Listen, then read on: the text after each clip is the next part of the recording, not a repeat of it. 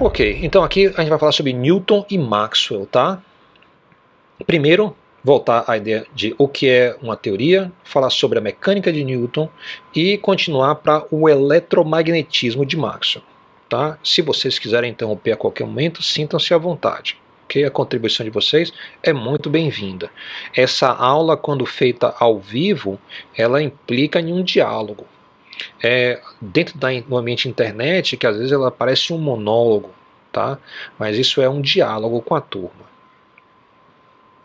Ok, então o que é uma teoria? Tá? A gente volta aí, você tem um teórico, a teoria vai ser como se fosse um saco, tá? Essa é a teoria do cara, ele vai começar a botar coisas dentro desse saco. Depois que ele botar as coisas sobre as quais a teoria dele versa, né? Aí ele vai entrar em uma segunda etapa de falar como estas coisas interagem umas com as outras, né? E depois que ele fizer como elas interagem, ele vai olhar, tem alguma coisa aí que ficou meio que gritantemente errada em relação ao mundo, ao universo que eu observo aí à esquerda, né?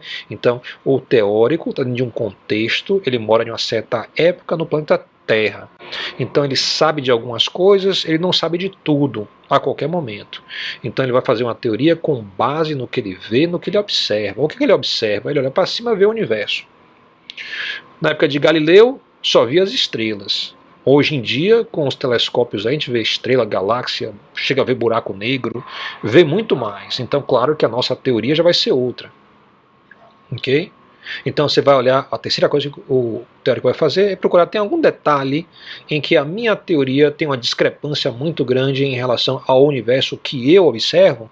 Pronto, ele fez a teoria, corrigiu essas discrepâncias, aí ele pegou, agora eu vou aplicar. Onde é que eu vou aplicar a minha teoria? A aplicação é no mundo real. Então, essa divisão que as pessoas têm na cabeça entre tem a teoria e tem a prática, isso é totalmente abobrinha.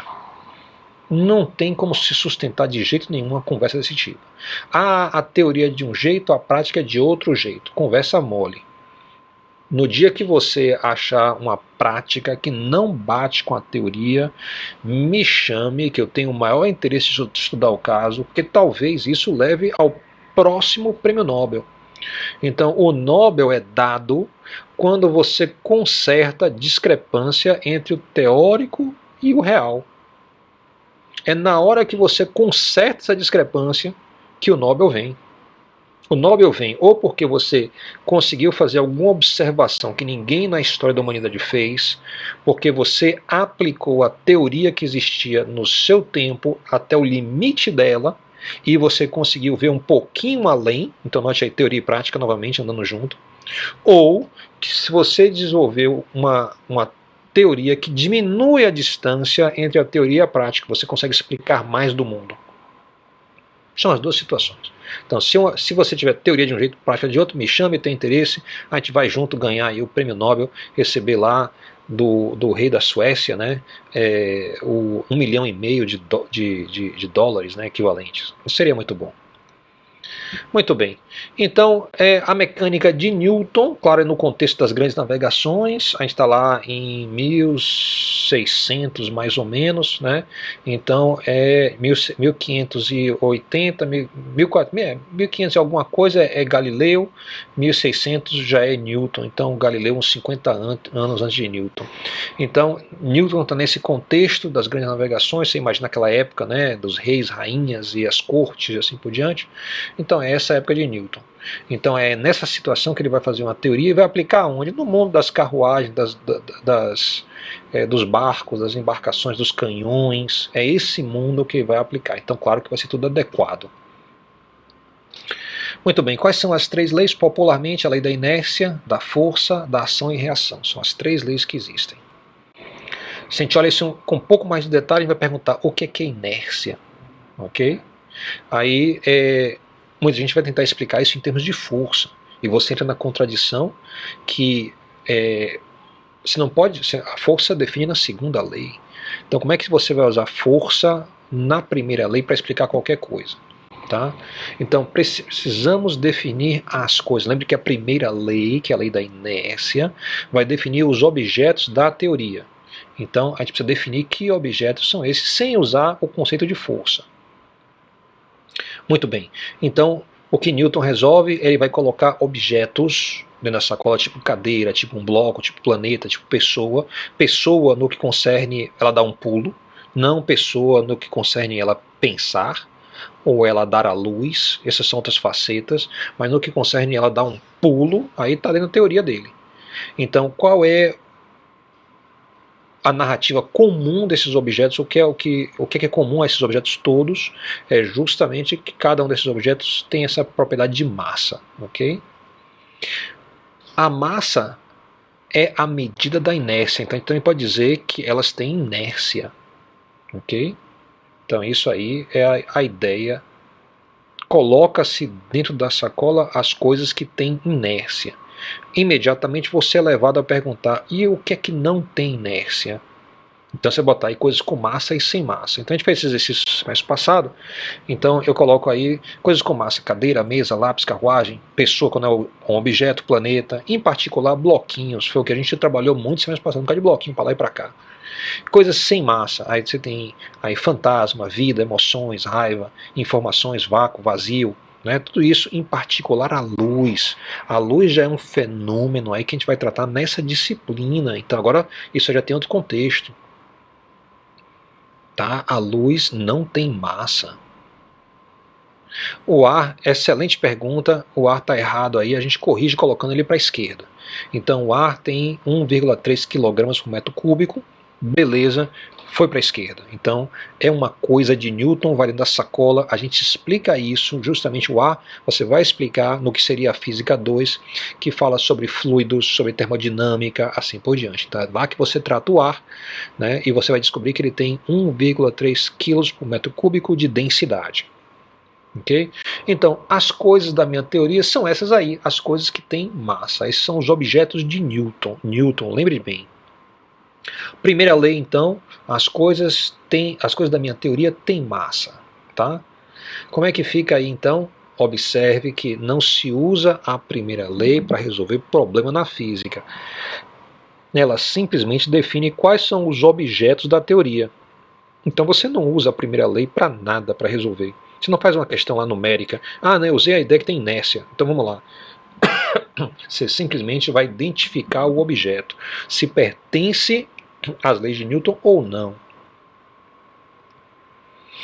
Ok, então, quando alguma questão parece ser resolvida pela primeira lei, se você olhar de perto, bem pertinho, verá que a questão nos diz o seguinte: você sabe como objetos com massa se comportam? Você sabe mesmo como é que um objeto que tem massa se comporta? Ok? Então, vamos ver isso. Como é que o objeto com massa se comporta? Ele se comporta assim. Se você tem um objeto, um bloquinho, que tem uma velocidade indo para a direita e tem duas pessoas observando esse bloquinho, uma está parada, estacionária, em relação ao chão, tá? E outra se movimenta na mesma velocidade que o bloco. Então você tem isso aqui, ó. Quem está parado vai ver que o objeto tem uma velocidade v. Então se a moça ela vê, ó, eu vejo que esse bloquinho em relação à minha pessoa tem uma velocidade v. O cara da canoa, por sua vez, porque está andando junto com o bloco, vai olhar para o bloco: rapaz, esse bloco me persegue, todo lugar que eu vou, ele está aí comigo. Então ele vai dizer: esse bloco está comigo, ele está estacionário em relação à minha posição. Então as coisas que têm massa se comportam assim. Se não se comportar assim, você vai dizer: não pertence à teoria de Newton. Então, nesse caso, o bloquinho é uma coisa de Newton. Aí você vem para o que nos interessa aqui. Então a gente está aqui, a gente vai dizer: e se duas pessoas, as mesmas duas pessoas, veem a luz passando? A luz tem uma velocidade de 3 vezes 10 à oitava metros por segundo. Isso é bem verificado. Se você fizer qualquer experimento e estiver parado no chão, ou você estiver na canoa se movimentando com qualquer velocidade, claro que a velocidade, você está preso a velocidades menores do que a da luz, você não consegue andar com a velocidade da luz. Qualquer um dos dois fazendo um experimento vão concordar que a luz tem a mesma velocidade. Note como isso é diferente da transparência anterior. Na transparência anterior, a moça e o rapaz da canoa discordavam da velocidade. A gente falou, esse é um objeto de Newton. Agora, a moça e o rapaz na canoa que se movimenta, os dois concordam com a velocidade.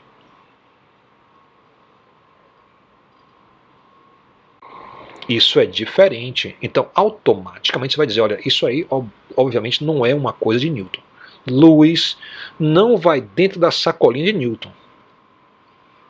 Ok? Então, luz não é uma coisa de Newton. Ou seja, a teoria de Newton não explica a luz, não diz nada sobre a luz.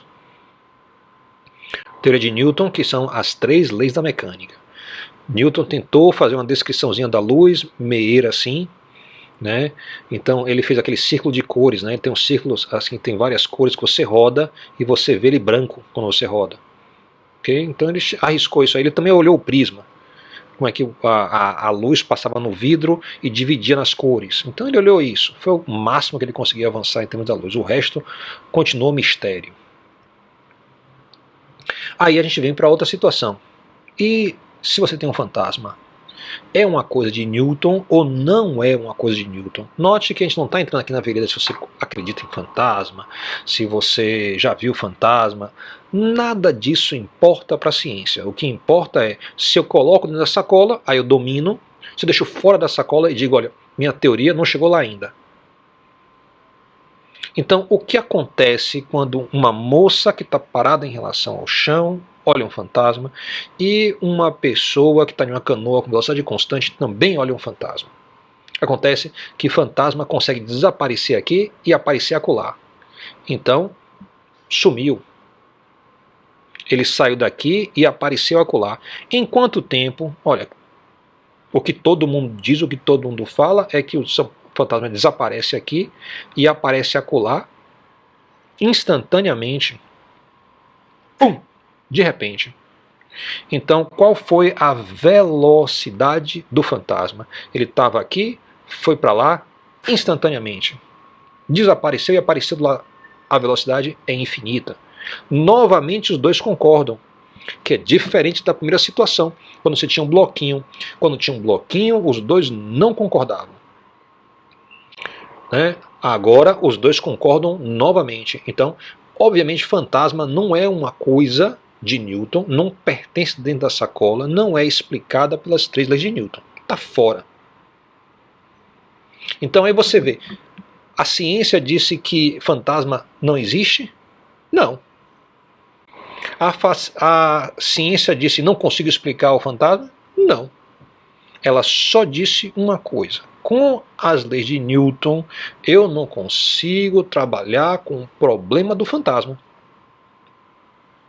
A física tem outra teoria para tratar fantasma? Não, não tem.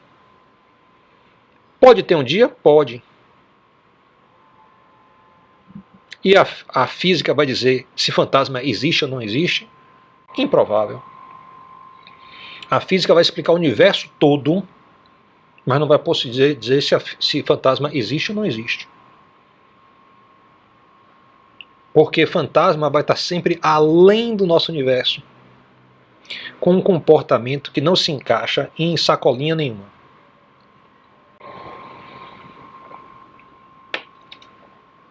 Ok. Muito bem. Então não é uma coisa de Newton. Segunda lei. Um puxão, um empurrão sobre uma coisa muda ou altera o que dele? Os gregos achavam que era a posição, mas a gente sabe hoje em dia que muda o que? A velocidade. Isso atrapalhou muito os gregos.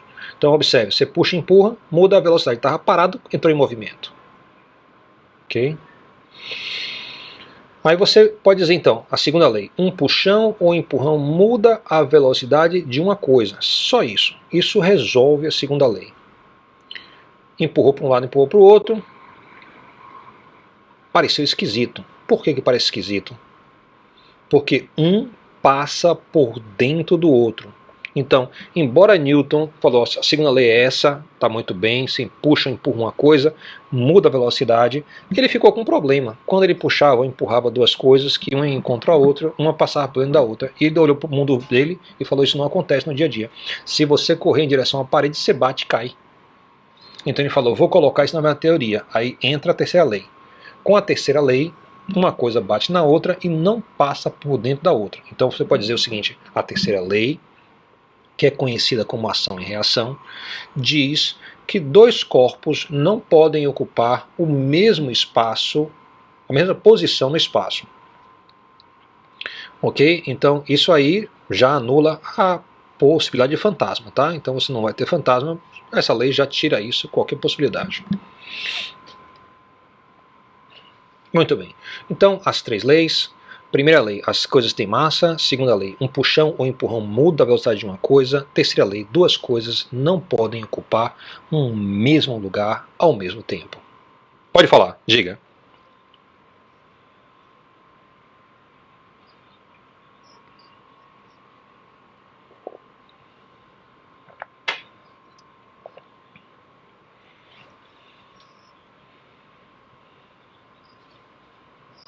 Sim.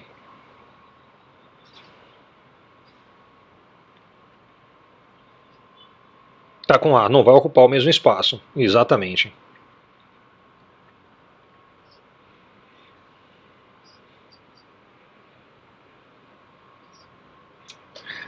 Que massa, um experimento desse abre a área de vórtices. Você pode estudar com esse sifão. Isso aí chama um sifão.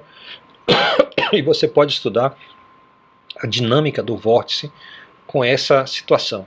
E tem coisas apaixonantes, viu? Ok, obrigado. Muito bem, então tá aí, ó. As três leis de Newton elas podem ser ditas de forma muito mais complexa, tá aí uma forma de dizer elas, tá? Eu não vou nem ler, porque é mais complexo falar a mesma coisa que nós falamos antes. Teve uma teoria que ele fez à parte, né? Fez a teoria das cores, da luz, fez a teoria a mecânica e depois fez a gravitação universal, que ele simplesmente falou, olha, se tem uma maçã, ela cai. Se você soltar ela, ela cai da macieira até o chão. E também os planetas estão em órbita, a gravitação é que toma conta. Então isso é uma teoria à parte. Porque ele fez isso em uma quarentena também, isso é interessante.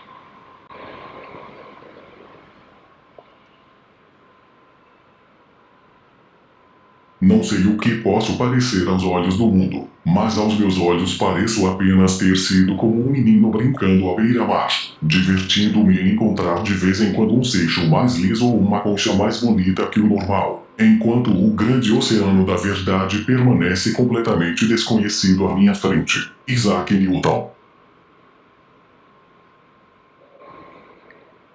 Muito bem, então entra a teoria de Maxwell. E aí, o que Maxwell fez? A gente vai usar a mesma estrutura anterior para poder comparar. Então, novamente, em 1890, Maxwell olha para o mundo em torno dele, tá? Ele abre a sacola e diz assim, eu tenho uma teoria, vou colocar objetos dentro da minha sacola. Vou fazer a minha teoria, vou começar com esses objetos, depois vou perguntar como é que os objetos interagem, depois vou dizer tem algum detalhe que ficou de fora, vou complementar, e depois eu vou partir para aplicar no mundo real. Ok? Então essa é a ideia de Maxwell, ser um teórico também. Muito bem, quando você olha as coisas de Maxwell, Maxwell vai olhar para cargas elétricas. Tem dois tipos de carga, que é a positivo e a negativa. Ele observa que quando você tem positivo com positivo, uma repulsão, quando você tem negativo com negativo, tem uma repulsão também, e quando você tem positivo e negativo, tem uma atração. Então essas coisas empurram umas às outras ou puxam umas às outras, a depender do sinal da carga. Muito bem, a gente compara agora se Newton encontra essa situação e se Maxwell encontra essa situação. O que cada um vai pensar? Então, lado esquerdo, Newton tem duas bolinhas, tá? A gente diz para Newton, as duas são positivas, e de repente você solta elas e uma vai para a direita, outra vai para a esquerda. Aí você pede assim, Newton, explique isso. À direita, você fala, Maxwell, eu tenho duas cargas elétricas. Uma está à direita, outra está à esquerda. Eu pego e digo que as duas são positivas. Eu solto elas, uma vai para a direita, outra vai para a esquerda. Explique isso. Então note que Newton está em 1600 mais ou menos e Maxwell está em 1890, uma diferença aí de quase 300 anos, né? Ok? Então é uma diferença muito grande em termos de visão de mundo. Como é que Newton explica que uma vai para a direita ou vai para a esquerda? Ele fala, fácil, eu vou usar minha mecânica. Se uma vai para a direita e outra para a esquerda, vê se você concorda que Newton diria isso. Ele fala, olha, uma foi para um lado, outra foi para outra, né? Então ele vai dizer assim, então antes elas estavam paradas, eu soltei, uma foi para a direita, outra foi para a esquerda, então apareceu energia cinética. Aí ele vai perguntar, onde é que estava essa energia cinética? Essa vai ser a mesma pergunta de Maxwell. Maxwell vai olhar para a situação e vai dizer, olha, uma bolinha ganhou velocidade indo para a direita, outra ganhou velocidade indo para a esquerda. Ele vai perguntar onde é que estava esta energia cinética, ou seja, no início os dois observam duas cargas paradas, depois quando solta elas, isso é o experimento, soltar as cargas, uma vai para a esquerda, outra vai para a direita, e aí eles vão dizer, olha, de onde é que veio esse movimento? Estava onde? Newton vai dar os pulinhos dele, né? Newton pensa assim, como é que eu guardo energia? Ele vai dizer fácil. Uma forma de fazer isso, eu posso fazer o seguinte, eu proponho, Newton diz, olha, deve ter uma mola entre essas duas bolinhas. Quando você solta, a mola que estava comprimida empurra uma bolinha para a esquerda, outra para a direita, isso é fácil, é óbvio.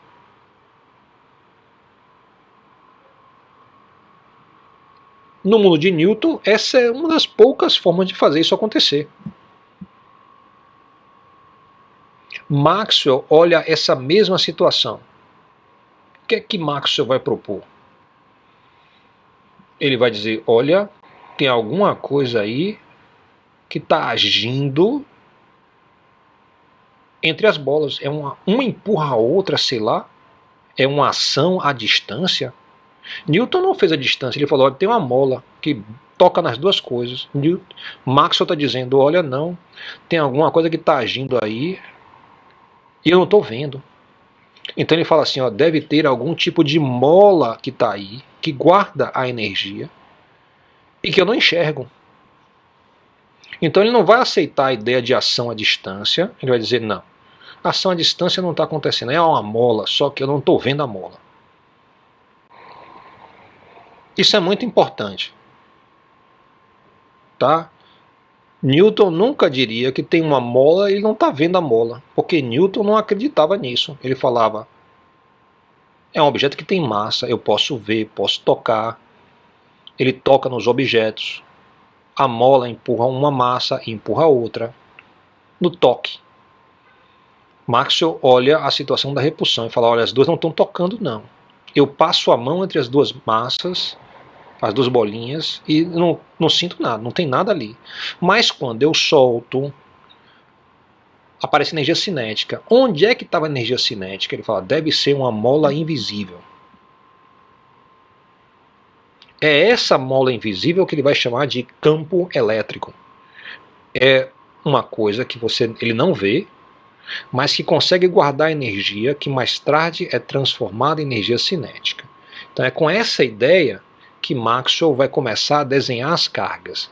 Ele começa a desenhar as cargas, olha para a esquerda aqui, você tem uma carga campo, é uma bolinha positiva. Ele fala, olha, tem uma coisa invisível em volta, e bota umas linhazinhas assim, ó.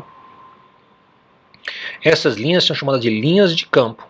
De que campo? Campo elétrico. Então ele começa a dizer, existe um campo elétrico em torno da carga. O que é uma carga? É uma bolinha que não só tem massa, mas também tem essa carga elétrica. Tem várias formas de você eletrizar um objeto. Eu vou deixar isso para uma pesquisa na internet, que é muito interessante, ou você pode olhar no livro também, fazer uma leitura lá. Eles vão ensinar formas de você colocar carga elétrica em um objeto. Hoje em dia é muito fácil, você pega uma pilha aí, você conecta o positivo à bolinha e ela fica positiva. Ok? Se a bolinha for metálica, né? Pronto. Então aí ficam as linhas. Note que à esquerda você tem uma única carga e as linhas estão retas. À direita, quando você bota duas cargas, isso empena as linhas. Então as linhas gostam de ficar retas. Então uma vai empurrar a outra para longe. Se você pensar nessas linhazinhas aí como se fosse um aramezinho flexível, né? Que se você enverga ele e solta, ele volta para o lugar. Então, se você envergou aí várias dessas linhas, se você soltar as cargas, elas vão querer endireitar as linhas, uma vai para a direita, outra vai para a esquerda. Isso é muito fácil. Pense aí como se fosse cada uma dessas hastes fosse uma cerda de piaçava. Então, na vassoura da piaçava, você tem muitos pedacinhos flexíveis. Então, pense aí que essa linha é assim, só que você não enxerga, você não vê. Mas é como se ela fosse assim, é uma analogia. Muito bem, então ele propõe, vamos chamar este ente de carga-campo, é a carga com um campo elétrico. Também vão existir cargas negativas. Como é que é o campo? Carga da esquerda, campo elétrico. Para a carga negativa, atrativo. Para a carga positiva, um campo repulsivo. Se você bota um par de positivo e negativo, as linhas de campo ficam diferentes. Aquelas cerdazinhas de piaçava ficam dessa forma aí. E o que é que vai acontecer? Se elas tentarem endireitar, elas vão puxar positiva e negativa uma para a outra. Então a positiva e a negativa vai acabar batendo. Claro que cerdas não é ideal para esse exemplo, mas se você tentar enxergar essas linhas tentando ficar reta de novo, você vai ver que as duas cargas vão ser puxadas para uma ficar pertinho da outra. Então aí você vai ter a atração. Essa é a ideia de Maxwell, que existe um campo que está preso às cargas. Então uma coisa de Newton é uma coisa para Newton porque tem massa. Então ele fala coisas são justamente coisas porque possuem massas. E já Maxwell fala algumas coisas têm massa, nem todas. As coisas com massa são as mesmas coisas de Newton. Mas as coisas de Newton são neutras porque tem igual número de cargas positivas e negativas. É por isso que elas não têm. O Newton não conseguia enxergar carga, porque todos os objetos de Newton tinham igual número de cargas negativas e positivas, então você tinha uma carga total nula, uma carga líquida nula. Então ele nunca percebeu isso. Maxwell está dizendo, não, tem positivos, tem negativos, em igual quantidade nos objetos. Se você tirar um positivo, esse objeto vai ficar negativo. Toda carga tem massa e campo, chamamos a isso carga-campo.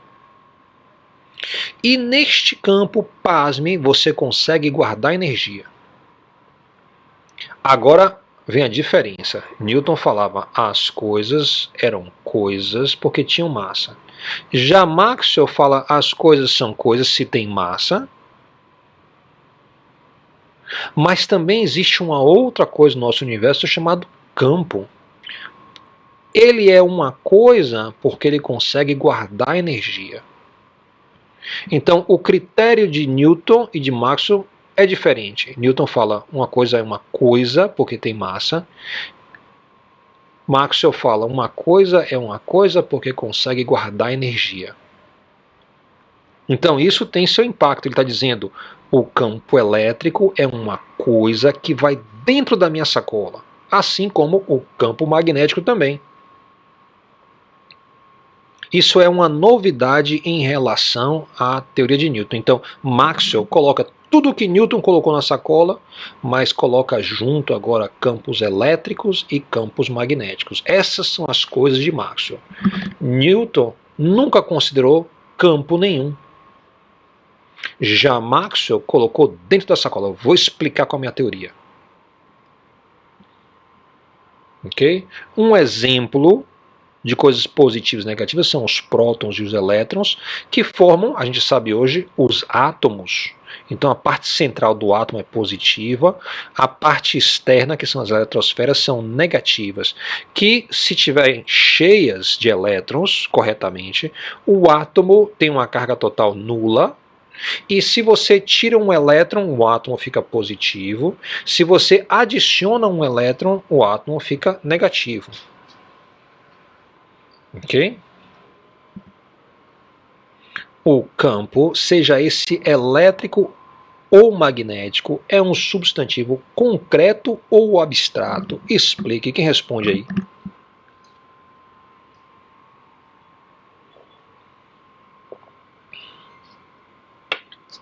Aí que tá. Você está dizendo que é uma coisa abstrata, ok? Muito bem, vamos dar uma olhada aqui em possibilidades. Eu fui para um site, o site Brainly, e eu perguntei assim no Brainly lá: fantasma é um substantivo concreto ou abstrato? Então eu comecei logo com fantasma. Fantasma, concreto ou abstrato? Aí eu fui para a explicação. Para mim foi uma surpresa. Ele fala o seguinte: fantasma é um substantivo concreto porque nomeia um ser de existência independente, sejam imaginários ou reais. Então, se você tem um ente que você quer nomear e ele é ou real ou imaginário, tá? Aí você vai dizer que ele é um substantivo concreto. Muito bem, ele fala: fantasma, substantivo concreto, está nomeando uma entidade. Ok? Então, essa é a resposta lá do Brainly, que é um site bom. Então, antes de Maxwell, o campo é um substantivo concreto, tipo fantasma, nomeia uma entidade.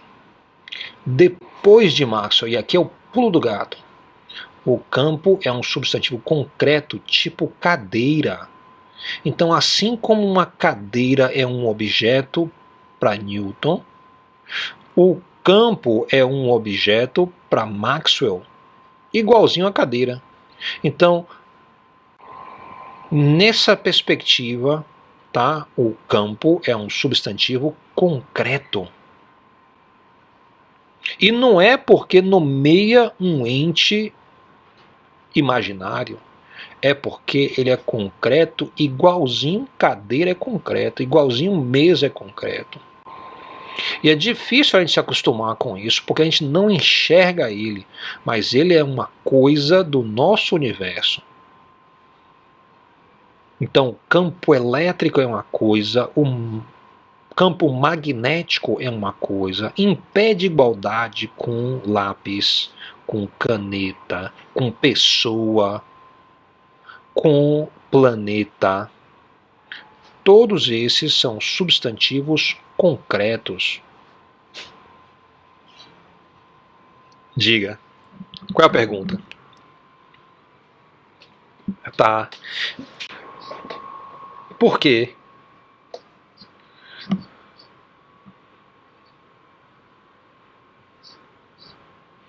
Sim. Aí você foi ótimo. O campo elétrico não precisa de outro ser para existir. Ou seja, na natureza, campo elétrico existe. Né? Então, ele existe de forma independente, inclusive do elétron. Isso é uma coisa que a gente vai falar daqui a pouco. Todo o elétron, tá, é preso a um campo elétrico. Tá? Mas existe campo elétrico que não é preso a elétron. A gente vai ver daqui a pouco. Esse campo elétrico é um objeto do nosso universo, igualzinho tem cadeira. Então, se eu quisesse, assim, eu vou construir um universo mais simples possível. Se eu sou Newton, eu vou colocar uma bolinha com massa, e esse é meu universo. Se eu sou Maxwell, eu vou botar uma bolinha com massa e com campo elétrico preso a ela. Esse é um objeto, é uma coisa. Ou eu posso também simplesmente ter campo elétrico sem massa nenhuma. Então, Porque, então, assim, eu não entendi. Como é que eu respondo isso? Observe, olha o critério. Newton fala uma coisa, aí por coisa entenda substantivo concreto, que vai na minha sacola, que eu vou explicar, que faz parte da ciência. Cadeira, planeta, pessoa, quando eu lanço uma pessoa, quando ela pula, ok? Isso vai dentro da sacola, então são substantivos concretos. Eu vou explicar essas coisas. Maxwell, ele diz, na minha sacola tem não só essas coisas, mas tem uma outra coisa, que também vai ser substantivo concreto doravante, porque eu entendi que essa coisa que eu não enxergo tem um impacto no mundo real. Essa coisa consegue guardar energia, ou seja, se eu volto para essa transparência aqui, ó, tá vendo? A gente vai dizer aqui, ó, Newton conseguiu explicar que os objetos estavam parados e depois se movimentaram introduzindo uma mola, que a mola tem massa, né? É um objeto de Newton, tá aqui. Ele explicou assim. Mas Maxwell está vendo isso acontecer entre duas cargas positivas, ele passa a mão aqui no meio e não sente nada. Ele faz todo o experimento possível e não vê nada aqui. Ele procura assim, tem mais alguma coisa aqui? Não. Aí ele solta. Quando ele solta, as duas cargas se movimentam. Uma vai para a direita por repulsão e a outra vai para a esquerda por repulsão também. Então ele fala, poxa, elas agora têm energia cinética. Eu sei que a energia se conserva. Newton já provou isso muitas vezes. Todo mundo já está pacífico. Tem 300 anos que Newton falou as leis dele e a gente viu que a energia se conserva, não é criada nem destruída. Então, se ela não é criada nem destruída, ela estava guardada no par de cima, o par estacionário. Então, pegou duas cargas aqui paradas em cima, uma próxima da outra, elas estão guardando energia, porque quando eu solto, uma vai para a esquerda, a outra vai para a direita. Né? Então, ele vai dizer o seguinte, ó. Deixa eu voltar aqui, que aí você... É isso que ele está dizendo, ó. As duas cargas estão assim. Então ele pega e solta. Então elas desenvolvem um movimento. Onde é que estava o movimento? Agora que vai ficar bem claro. Então ele diz, olha, eu olhei essa carga, que pode ser, por exemplo, um próton, bem de pertinho, e comparei com a de cá, bem de pertinho. Comparei a outra também com a de cá. Ou seja, eu comparei os dois objetos quando estavam parados com os dois objetos quando eles estavam em movimento. Não percebi mudança de cor, não percebi mudança de tamanho, de massa, de nada. Aí eu pergunto, onde é que estava a energia guardada? Então, se aparece uma coisa, se um mágico fez aparecer uma pomba, massa, você vai dizer, onde é que estava a pomba?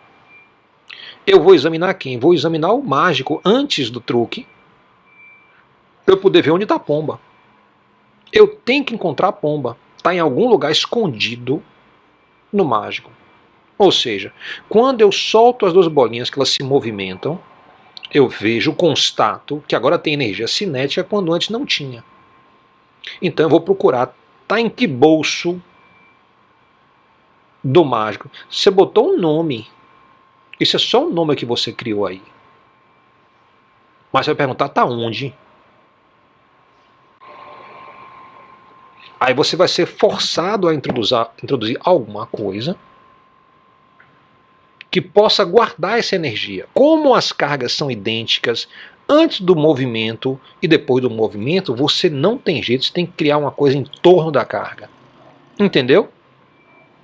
Então, se você pegasse assim, ó, o mágico fez uma pomba aparecer. E aí você examina o mágico todo antes do truque e não encontra pomba nenhuma. Você vai dizer, esta pomba não pode estar no mágico, tem que estar na caixa do lado do mágico. Mas Maxwell foi procurando a caixa do lado do mágico e não tinha mais nada. Só tinha espaço vazio. Então você vai acabar dizendo o seguinte, a energia está guardada em torno da carga. É aí que ele introduz a ideia do campo, como se fossem essas molas que você não enxerga.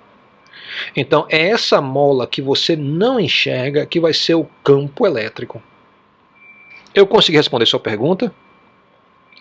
É sutil a diferença, né? Mas é uma mudança gritante e ninguém na ciência vai dizer a você que campo elétrico e magnético são substantivos abstratos. Para a gente, isso é uma coisa em pé de igualdade, com cadeira, com mesa, com tudo isso. Tem campo elétrico, tem campo magnético. Isso é natural do nosso universo. Nasceu com ele, vai morrer com ele. Sem ele, não é nosso universo. Então não existe a possibilidade de um universo que não tenha campo elétrico e campo magnético e seja igual ao nosso. Porque o nosso tem átomos. E os átomos só existem porque existem essas molinhas que você não enxerga que seguram os elétrons em torno dos positivos. São esses campos elétricos e campos magnéticos.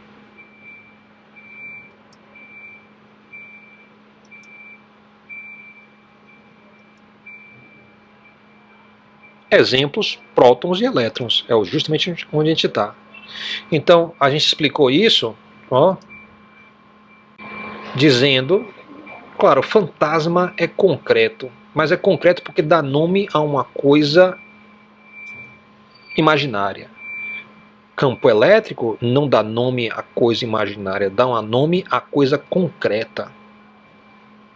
Então, campo elétrico é tipo cadeira.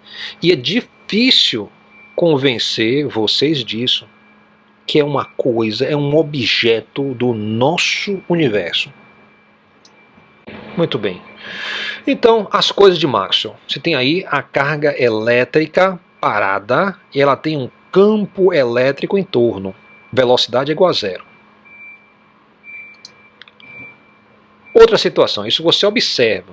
Você pega a mesma carga elétrica e arrasta ela com velocidade constante, diferente de zero. Aí você vai enxergar não só o campo elétrico, mas também vai aparecer um campo magnético. Então note que as linhas do campo magnético são diferentes.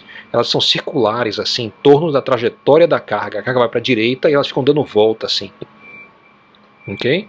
Então tem tipo assim um redemoinho em torno da carga. É esse campo magnético. E mais, tá? O que acontece quando você sacode essa carga? Olha aí, tá vendo à direita? Preste muita atenção nesse desenho. Tem uma carga no centro. Tem as linhas de campo. Observe bem, porque isso aqui é um dos momentos mais importantes da história do conhecimento científico da humanidade. Fique olhando. Tá a carga com o campo elétrico, a gente vai sacudir essa carga agora. Olha o que acontece.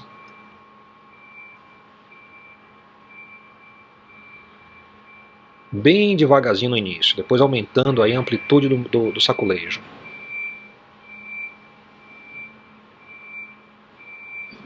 O que aconteceu com o campo elétrico? Se distorceu, mas como é essa distorção? Forma de onda. Note aí que dá para você perceber uma onda se afastando da carga elétrica, correto? Se afasta do centro. Isso é fantástico, porque Maxwell foi o primeiro ser humano a ter essa sacada. A grande sacada de Maxwell foi essa. Ele falou, se você pega uma carga elétrica e sacode, você tem uma onda que se propaga para longe da carga. E ele conseguiu descobrir qual onda era. Ele fez as contas e falou, se a carga sacode, esse saculejo vai viajar com a velocidade. E a velocidade que ele calculou foi 3 vezes 10 à oitava metros por segundo. Aí eu pergunto, se você diz a Maxwell, o que é isso? O que é que a gente conhece que viaja a velocidade de 3 vezes 10 à oitava metros por segundo? A luz. Maxwell foi o primeiro ser humano a sacar que a luz era uma oscilação eletromagnética, porque assim como você sacode aí o campo elétrico, você sacode também o campo magnético, porque ela tem velocidade. Então ela tem carga parada, tem campo elétrico, carga em movimento tem velocidade. Você sacode, desculpe, carga parada tem campo elétrico, carga em movimento tem campo magnético. Você sacode a carga, ela tem uma oscilação nos campos elétricos e magnéticos, é uma oscilação eletromagnética e tem uma velocidade de 3 vezes 10 a oitava metros por segundo. O desenho mais completo fica assim, meio confuso, mas mais completo. Muito bem. À direita aí você tem então o que acontece com os campos elétricos e magnéticos. Os campos elétricos estão em azul, o campo magnético está em vermelho. Então você tem uma oscilação, pedaços dessa oscilação se desprendem e vão viajar a 3 vezes 10 a oitava metros por segundo, independentes da carga de origem. Aí o pedaço do campo se desprendeu, foi embora.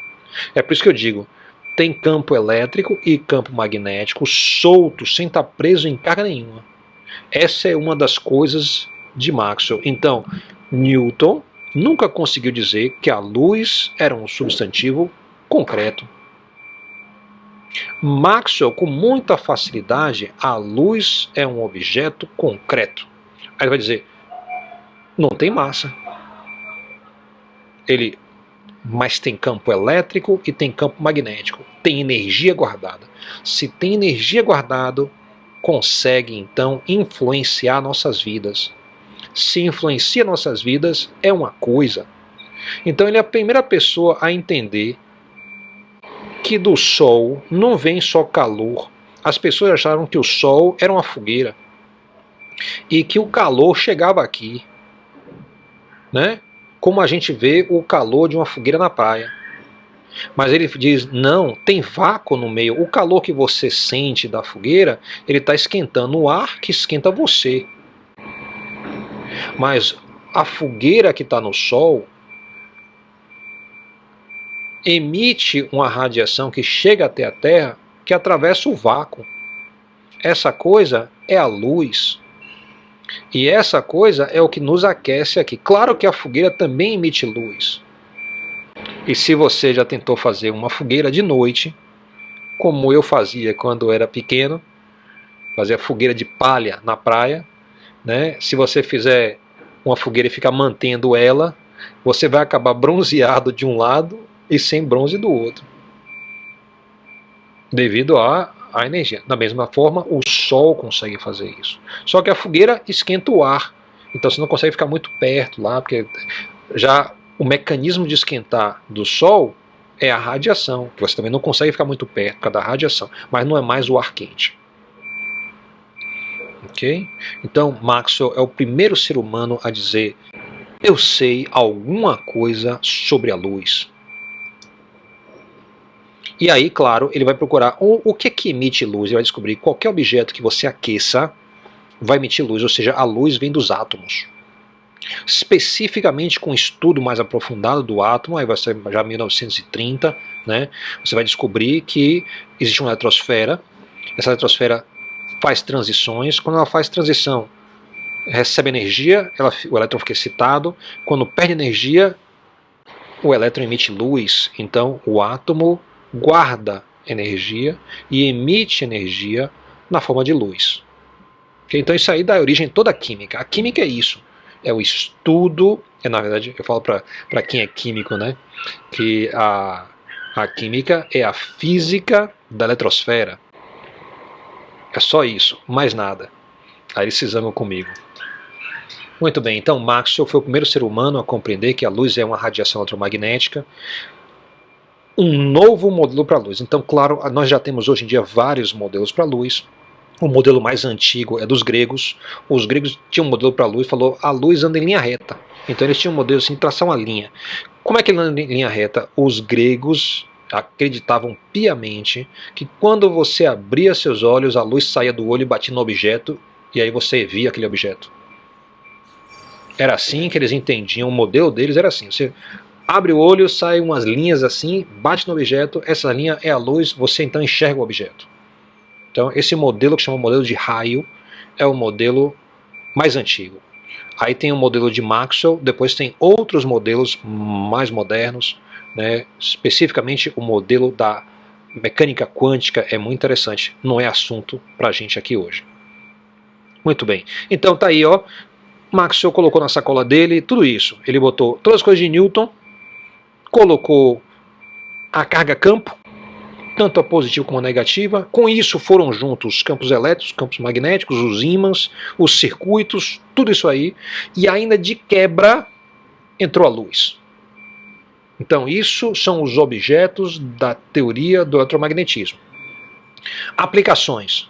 Você vai ter aí o resistor, o capacitor e o indutor, formando o circuito RLC, que é utilizado para automação e controle, e também é o núcleo das telecomunicações.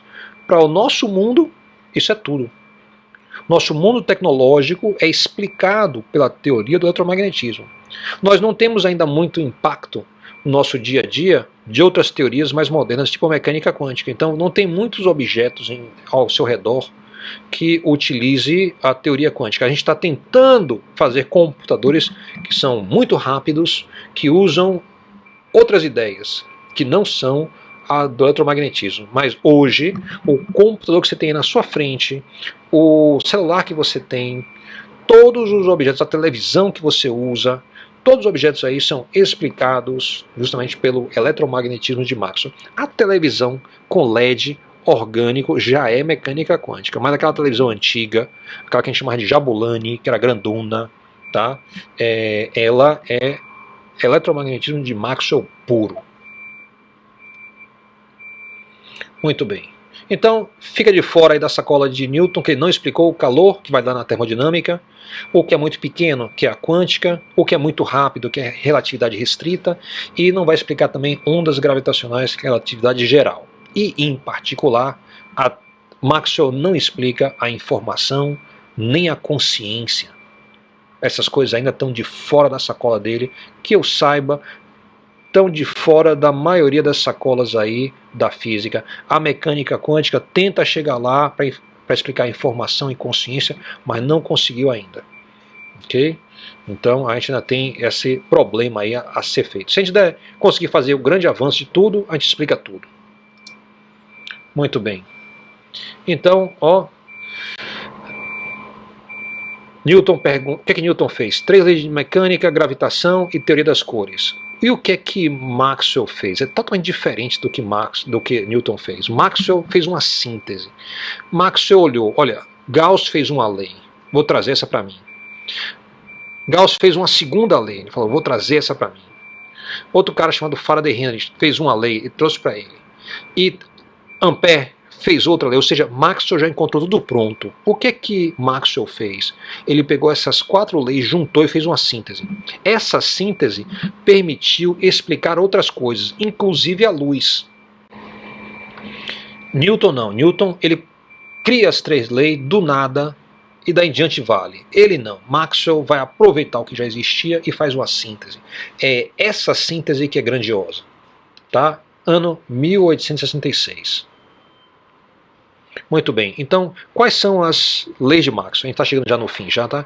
Então você vai ter o seguinte, à esquerda, se você pega uma carga elétrica e coloca dentro de um campo elétrico externo, esse campo elétrico empurra a carga na direção do campo. Note que empurrar é lei de Newton, né? Então já mostra a interação aí com Newton.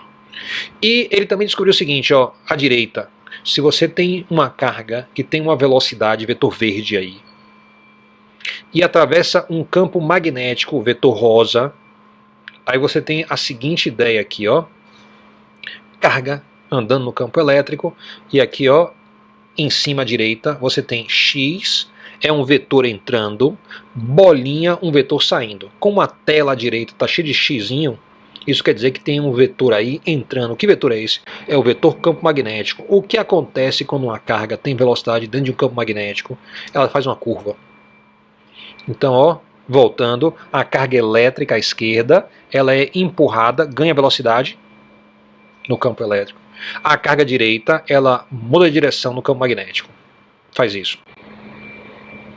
Ok? Então aí a gente já está entrando nos objetos da teoria de Maxwell. É assim que eles se comportam. E já começa a entrar em interação também, né? Diga. Sim, sim. Você tem o seguinte, ó. Se você pega uma carga elétrica, que também tem campo elétrico, e coloca ele dentro de um campo elétrico externo, feito por outras cargas, o que é que acontece? Ela vai ser empurrada. Então, se você olhar aí, tá vendo essa carga à esquerda? Imagine que a esquerda dela tem cargas positivas e a direita tem cargas negativas. Isso forma um campo elétrico entre as positivas e as negativas. Então, se você soltar ela, ela vai para a direita, ela vai em direção das cargas negativas. A gente vai estudar mais isso, ó. Ela está perto de positivas, vai se afastar do positivo e vai em direção às cargas negativas, que estão na pontinha dos vetores azuis. Então faz isso aqui. Ok? A outra carga, você tem o seguinte, campo magnético entrando, tá? A velocidade para a direita, assim, então vai ter uma força magnética perpendicular a esses dois vetores. Essa força está para cima, em vetor preto. Ela vai fazer com que a bolinha que está indo para a direita faça uma leve curva. Ó, ela segue uma trajetória curva assim, ó. Aqui, pum. Ok? Isso é como esses objetos se comportam, isso é natural. A gente vai mostrar as equações que descrevem isso, mas eu não consigo explicar por que isso acontece. Isso é assim, nasceu assim, vai ser sempre assim, enquanto o universo existir. Ok. Então, observe, as cargas em movimento formam correntes elétricas que possuem campos elétricos e magnéticos próprios. Então a gente vai estudar isso também. É assim que a gente vai entrar em corrente elétrica, estudando os seus campos elétricos e magnéticos. Isso faz parte da corrente. Então a gente não tem mais corrente, a gente tem corrente-campo. Ok? E a luz funciona assim, ó. Você tem o seguinte, eu vou aqui botar uma carga direita, vou balançar ela. Ela balança os campos eletromagnéticos e vai sacudir a outra carga lá de cá. Aqui, ó. Vou botar a direita carga, sacudo. Agora, ó, a esquerda sacudiu também. Um tempo depois. Então você vai ter cargas que são fontes e vão ter cargas que são testes. A carga fonte você sacode e sacode também os campos eletromagnéticos. A carga teste você coloca dentro do campo para ela sentir o efeito. Ok? Porque a gente sabe que o campo elétrico consegue puxar e empurrar e o campo magnético consegue fazer a deflexão. Isso conjunto faz com que a carga da esquerda ande em círculos. Ok? Então, para que serve isso? Presta atenção nessa animação, porque é aqui que está a coisa. À esquerda, você tem aí um poste, que é uma antena. Então, a gente vai pegar e fazer o seguinte. A gente vai colocar uma tensão nesse poste. A gente vai pegar uma bateria, botar um fio na parte de baixo e um fio na parte de cima. A gente vai ficar trocando a bateria de polaridade. Então, ora o positivo vai estar em cima, ora o positivo vai estar embaixo, e o negativo no polo oposto. Isso vai fazer com que uma carga, um elétron que está bem no meio do poste, vai começar a subir e descer. Agora, só que esse elétron está preso a um campo, tá? Esse campo é representado por essa linha aí, ó. Tá vendo? Se você olhar, você não vê nada. Passa a mão, não sente nada. Mas é como se tivesse ali um campo elétrico e magnético. À direita, você tem uma outra antena. E tem um elétron. A antena é feita de metal, é cheia de elétron. Então, observe agora o que acontece. Eu vou sacudir o da esquerda. Começa assim, ó, sacudindo. Aí você sacode o campo elétrico também. Que viaja. Ela viaja, passa para outra carga e o campo, a gente falou o quê? O campo elétrico puxa e empurra a carga. Então você vê puxando e empurrando a segunda carga. Isso então, ó, permite, repetindo aí, ó, permite eu ter uma estação emissora e uma receptora, de um lado e de outro. Então é assim que as telecomunicações são feitas. Você sacode uma carga na antena do emissor. Você tem um receptor onde você fica observando se sobe e desce a carga. Conforme sobe e desce, você guarda a tensão criada na segunda antena. E aí você combina um código. Se você sacudir de um jeito, vai ser A. Se você sacudir de outro jeito, B. E assim por diante. Ou você pode dizer, olha, se você sacudir 3 vezes rápido, eu vou dizer que é S. 3 vezes devagar, eu vou dizer que é O. Então, se você fizer 3 rápido, 3 devagar, 3 rápidos, aí eu vou saber que é SOS. Se é SOS, eu vou te ajudar. Você pediu ajuda? Daí em diante, uma vez você entende a física, aí é uma questão de acertar o protocolo de comunicação. É daí que entra esse negócio de todos os protocolos de comunicação da internet, que são como as coisas vão então pegar esses movimentos e transformar em informação, ou como você codifica e decodifica a informação em sinais eletromagnéticos. Antena, o rádio funciona assim, o celular funciona assim, tudo que transmite e recebe funciona assim. Ok? Então isso aí é a parte central do eletromagnetismo. Se tem uma variação no campo elétrico, vai ter uma variação no campo magnético e vice-versa. Um está preso ao outro aí no caso da luz. A gente volta àqueles detalhes então. Note que quando uma carga-campo está andando para a direita, ela tem campo elétrico e campo magnético. Uma pessoa parada vai enxergar campo elétrico e campo magnético. Uma pessoa na canoa vai só enxergar campo elétrico. É assim que são as coisas de Maxwell. Diferente das coisas de Newton. Ok. Embora não fosse óbvio para Maxwell e muito menos para Newton, no dia a dia quase tudo é eletromagnético, exceto o puxão gravitacional para baixo, as marés, o movimento dos astros e o brilho de alguns sais. Ok? Tá bom, minha gente. Então, alguém tem alguma pergunta? Diga. É isso. A lista de presença eu não vou fazer nessa primeira aula, porque eu justamente venho advertir a vocês que venham sempre assim por diante. Uma vez advertidos, da agora em diante vai ter um formuláriozinho no final do horário que eu vou colocar para vocês, e eu vou tentar ter um formulário por aula. Deus nos abençoe que isso aconteça. Oi.